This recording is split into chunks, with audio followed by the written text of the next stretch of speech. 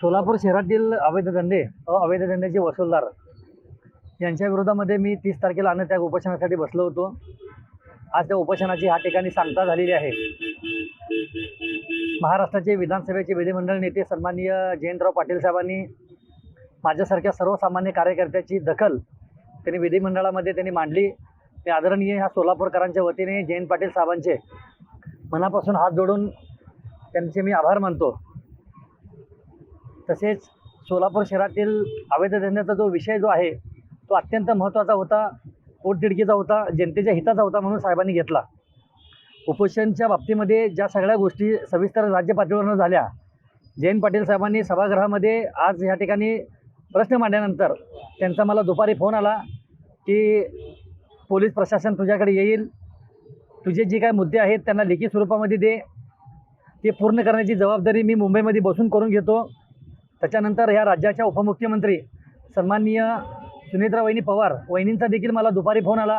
वहिनींनी देखील मला आश्वासन दिलं की तुझ्या निवेदनाची प्रत्येक शब्दाची दखल घेतली जाईल, अशा पद्धतीची ग्वाही मी तुला स्वतः देते आणि त्यामुळे तू ह्या ठिकाणी उपोषण मागे घ्यावे आणि त्या पद्धतीच्या सूचना ह्या सोलापूर शहराच्या पोलीस आयुक्तांना केलेल्या आहेत। आज त्याच पद्धतीने माझ्यासोबत कायम पाठीशी असणारे सन्माननीय सोलापूर जिल्ह्याचे जिल्हाध्यक्ष उमेशदादा पाटील, आमदार संजयजी बनसोडे साहेब यांनी देखील वेळोवेळी मला मदत केली। तसेच आपल्या सोलापूर शहराचे माजी पालकमंत्री सन्माननीय दत्तात्रय मामा भरणे यांनी देखील पोलीस आयुक्तांना सूचना केल्या, बनसोडे साहेबांनी देखील पोलीस आयुक्तांना सूचना केल्या।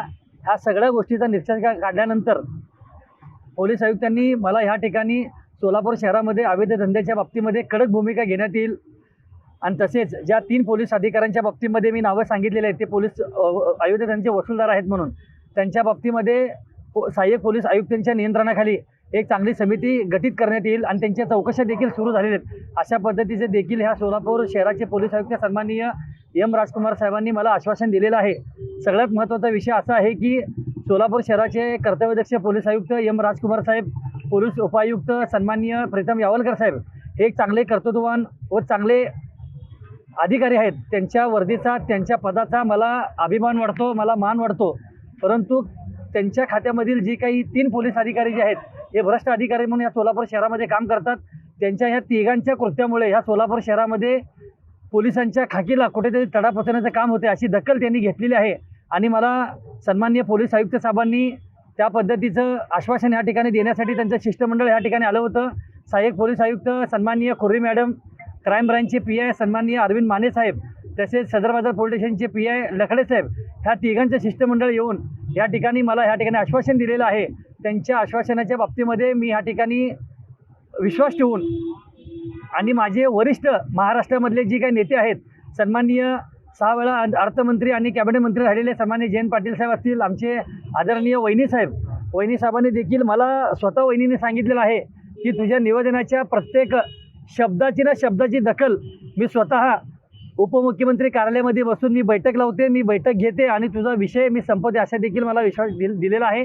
आणि ह्या सोलापूरकरांच्या वतीने मी जयंत पाटील साहेबांचे विशेष आभार मानतो की त्यांनी ह्या सोलापूर जिल्ह्याच्या बाबतीमध्ये दखल घेतली आणि विधानसभेमध्ये स्थगन प्रस्ताव आणला आणि 2 वेळा विधानसभेमध्ये त्यांनी प्रस्ताव मांडून सोलापुरातल्या जनतेच्या मनातील जी काही खटखट होती, सोलापूर शहरातल्या जनतेच्या मनावर आणि त्यांच्या डोक्यावर जी काही दडपण होतं ती सोडवण्याचं काम जयंत पाटील साहेबांच्या माध्यमातून झालेलं आहे आणि हे पुढचं काम सन्माननीय आदरणीय वहिनी साहेबांच्या नेतृत्वामध्ये 100% यशस्वी होताना मला दिसेल।